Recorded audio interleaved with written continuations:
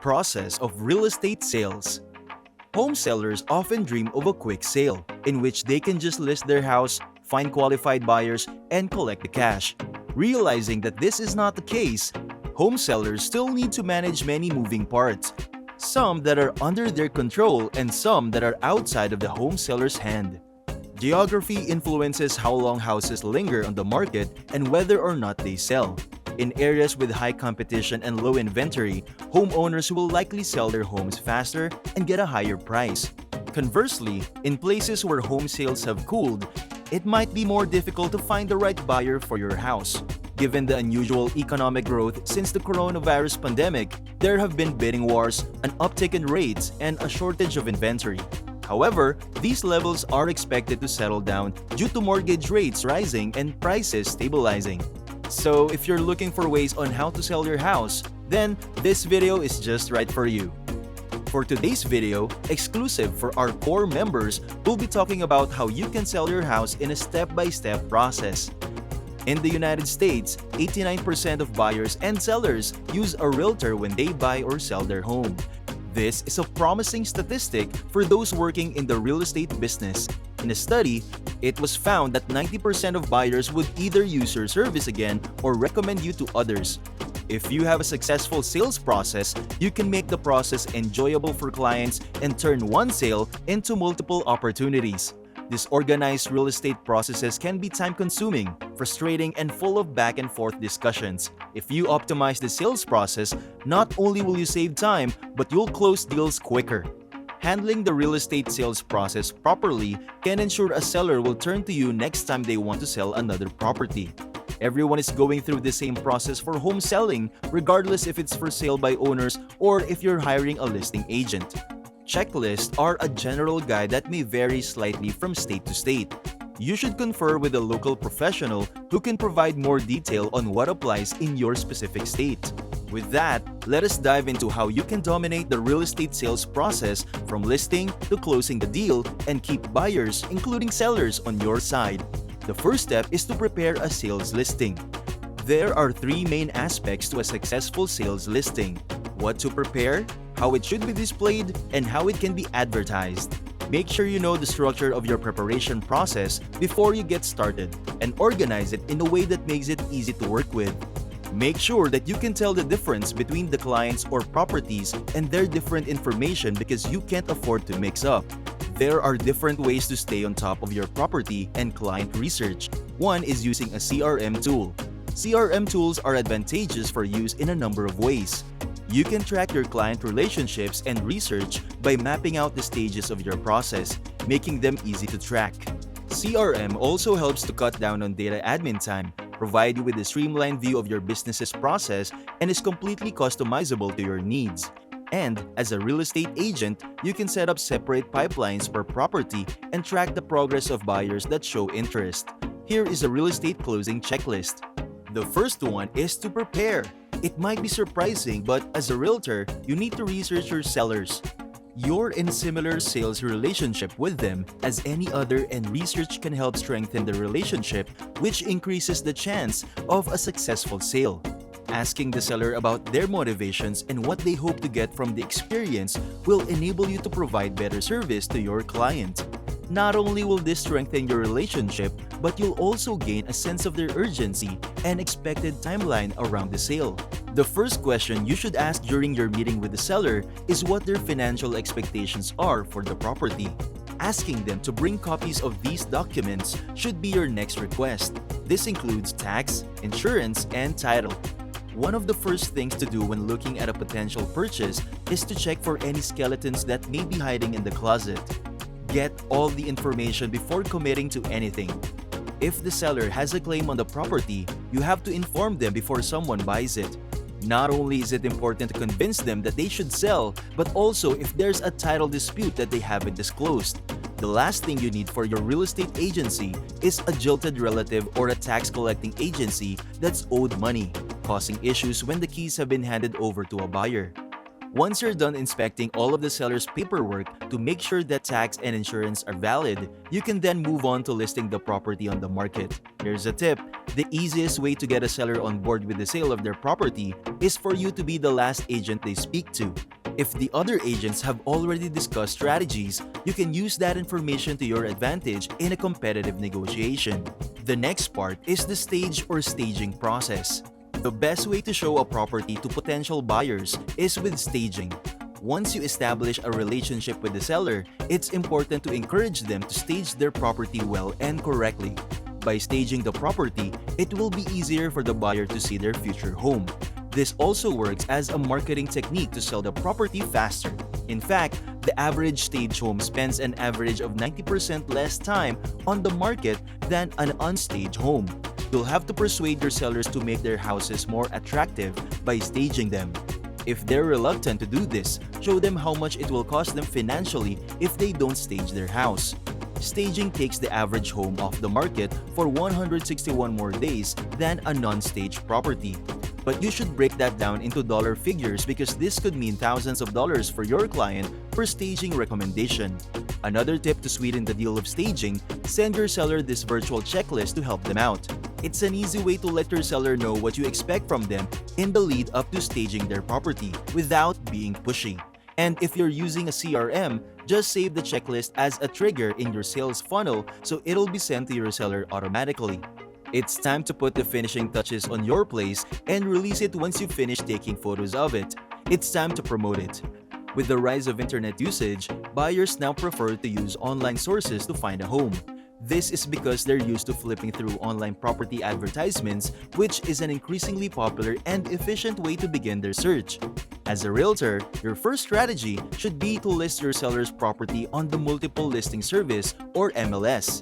This will ensure quality home sales as well as quick and efficient response times.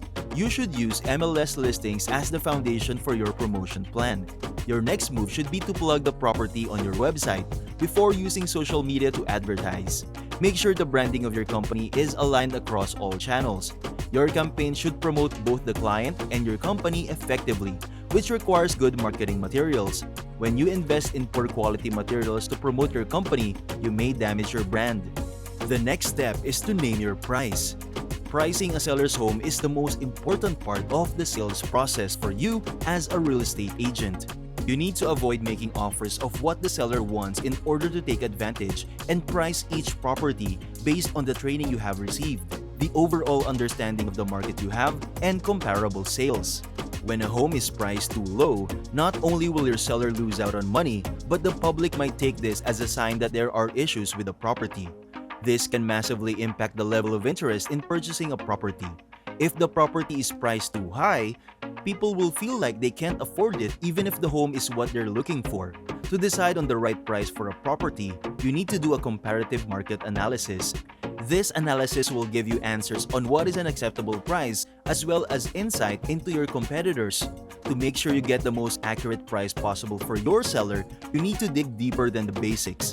If you have a concrete foundation for your comparative market analysis, then examine any comparable sales that you come across more closely. Keep it simple by looking for properties that are closest in condition, shape, or size to what you're trying to sell. Only once you've conducted all the necessary research into a property will you be able to build a report for your seller. There are no set guidelines on how many pages should be included in your report. However, the more depth there is to the report, the higher chance of persuading that it's worth the price you have set. After deciding on a price for the seller's property, you should start looking for a buyer. With the CRM tool, you can organize your contacts by dividing them into leads and clients. This will allow you to find potential buyers more easily if you have any new or old sales leads or clients. You can use CRM data to separate your contacts into the warm and cold lead categories. You can then use your CRM for reminders about sending invites for the open house based on these email tags. It's better to offer two simultaneous options for house viewings, open houses, and appointments only for buyers that seemed interested or a private viewing. In setting up an open house, You should have a list of interested buyers from your promotional campaign, which would be taken automatically from your website's call to action, social media post, and blog post. If your agency uses a real estate CRM, sending out invites to the open house will be easy. Just filter out prospects who have expressed interest in the property and send out an email using a pre-made template. Presenting your property for sale at an open house is a big job, which starts by scheduling the event with the seller. Make sure to contact the seller in advance to go over anything you need from them to stage the property for visitors. During the open house, it's your duty to find potential buyers by assessing the ways they spend their free time. Pull up a notepad and write anything they mention, such as what they prefer in a partner, their favorite sport, or where they're looking to live. Write these thoughts down and save them in your CRM system to be sure to get back in touch with them later on. You can filter potential buyers by listing their greatest needs, for example, with customer personas. This will help you to determine what information to give them, so they will be more likely to buy and also to more effectively close the deal. That notepad you took full of notes from the open house? Now is the time to use it. To save time and effort, use your CRM system to track your emails and phone calls with potential buyers. You can also use templates or customize your own replies for quick responses. Contact all potential buyers who were present during the open house to invite them to a private viewing. The system collects information about these people to send customized invites. Arranging private viewings will help you close sales in two ways. First is that it allows potential buyers to imagine themselves living in the house without having to interact with other people at an open house. Second, a private viewing gives the client a sense of desirability, that they are wanted and important, and that you have gone the extra mile for them. Once you've hooked a buyer, the commercially driven discussions can begin. It's time to negotiate the sale. It's your responsibility to negotiate the sale as fast as you can while staying polite. There are so many issues that need to be dealt with during an offer and counter-offer, and the faster you can get them resolved, the better all parties will be in the end. It can also be hard to manage the sale because you have to juggle so much, but you can manage your time more efficiently through a CRM system. It can also save you time by automating some or all of your sales. In an ideal world, the buyer will agree to pay the asking price. However, if there are other buyers interested in your property, you'll need to compare the offers for your seller. To make sure you're choosing the right person to take over your seller's property, there are some qualifications you need to verify. A person may be interested in a property, but they may not be qualified to proceed with the purchase. Before you move forward with the transaction, make sure that the buyer has pre-approved a mortgage for their purchase. The pre-approval phase will verify their credit report, employment information, and income. If the buyer has only come to you with pre-approval paperwork before passing through the paperwork, be wary of accepting their offer. It'll be much quicker for you and your seller if you only consider buyers who have passed through their paperwork and been given the green light on their mortgage. A pre-approval for a mortgage records crucial information like the maximum loan amount you're eligible to receive. Putting it all in your CRM system will make managing paperwork a breeze.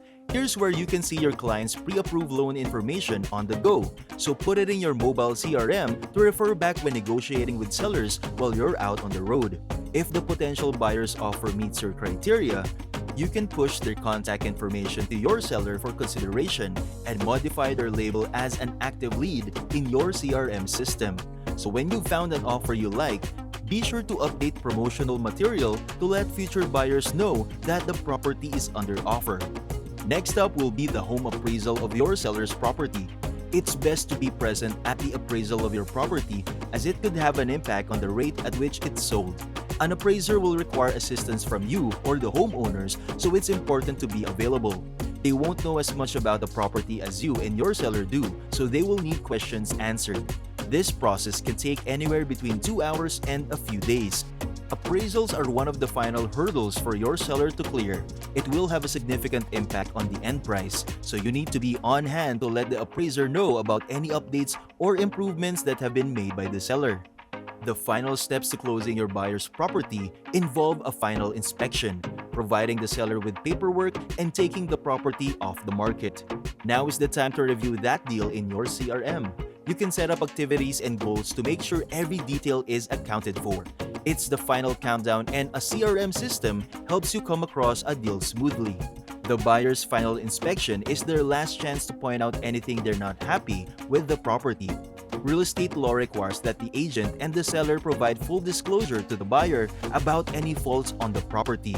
It's also up to the agent to notify buyers of any defects in the real estate listings by following compliance requirements. When it comes to the final inspection, the seller and buyer need to agree on a date and time. The sooner they do this, the better. It's important to have a qualified inspector with you during the final inspection and final discussion. The inspector can delve into areas such as water and electrical systems, so they are important if there are any problems. Typically, inspections will take 4 hours and you should let your seller and buyer know that it may take this long. The inspection is important to both the seller and buyer. Make sure to have your seller present during the inspection process so they can provide feedback while you're guiding your buyer through the process. If you don't think this is necessary, then you're absolutely wrong.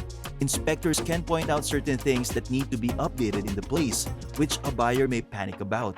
By being present, you can find out what your buyer thinks needs to be done. If they think the fireplace is too old and should be replaced, tell them not to worry, and that is something that can easily be done with your help. The building needs to be evaluated from top to bottom in order to make sure it's structurally sound. The buyer should check that there are no messy electrical or plumbing wires, or if the heating or AC unit works. Finally, the inspector will look at the property's foundation, room, walls, windows, and any other structural element of your buyer's property. The main goal of a final inspection is to find and document any problems with the property so that the buyer is satisfied before they purchase the house. If everything goes well, it should help to move the buyer along with the buying journey more quickly. A realtor may negotiate with the seller after an inspection for the sale of a property. The buyer may have their own agent to negotiate on their behalf, but sometimes negotiations take place between you, the realtor, and the buyer directly. If there were no surprises during the final inspection, the buyer is likely to pay for the item. Make sure that all of their questions have been answered and the information given about the product is accurate. If the buyer is hesitant about an area on your property, you will need to handle the negotiation. It's important to be willing to compromise if this is the case. Sometimes, the seller may have to take a little less for the property than they were hoping for. Remind the seller that it's a better option to take less than they were expecting for their property rather than having it remain on the market for an indefinite number of months. The next part of the selling process is the signing of the purchase agreement. On your purchase agreement, make sure that you have outlined any payments and credits that are owed to the seller and any payments that are due from the buyer. Include every cost you incurred in the purchase agreement. An example is that title and tax searches, adjustments, and prepaid taxes should be included. Be sure to read through the contract with your seller and explain everything before they sign it. It's important to make sure they're not signing something which will harm them in the long run. When signing the property document agreement, it's important to hand over all appropriate documents to the new buyer. There are a lot of different ones that need to be handed over, and it needs to be done as soon as possible. The best way to keep things organized is to collect everything from the sales process and put it on file. Once all of the documents are exchanged and signed, the last step is to remove the property from the market. Take it off the MLS, your website, and any social media advertising you've been running for it. The real estate sale is a complicated process, but if a seller waits too long, they will be out of pocket for longer and your agency will have to spend more time finding them a buyer. The goal is to close the sale without giving the seller a feeling of being rushed. Staging and organizing your home early on will help make a quicker sale, as will CRM systems. These can simplify and automate the buying process, making it much easier to keep track of deals. To help with a smoother sale, eliminate any chances of an objection by answering any questions they have and find out if there are any objections. Getting a sale right can give you exposure to new clients who might be looking for a competent agency to handle their next property sale. After all, 89% of people who sell their homes use a real estate agent, so this will help open up doors. That's it for this video, core member. What do you think of the steps and tips we've shared? When are you gonna start if not today? Let us know in the comments below. And don't forget to subscribe to our channel, click the notification bell, and like this video. If you think that we have delivered value, please share this video with one person. Just one share is enough for us, for you to show your appreciation for the commitment and hard work we all put together in creating this video that teaches and helps you on your mission of building your own fortune. And you don't know that one share could go a long way. And keep in mind that no matter how many times you're gonna watch this video, you won't see any results unless you take action. Goodbye and see you at the next one.